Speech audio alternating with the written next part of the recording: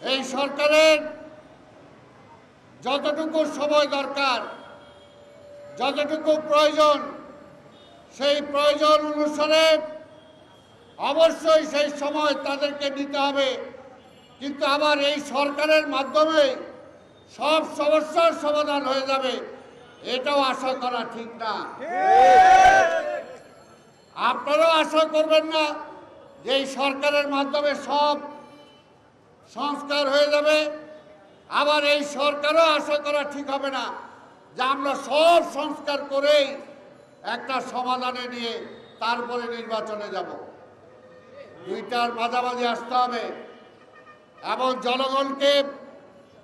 জনগণ যে আশা নিয়ে বুক বেঁধে রাজপথে নেমে এসেছিল, কাজে এই দাবিটা কিন্তু সবার চিন্তা করেই আমাদেরকে সামনে এগিয়ে যেতে হবে।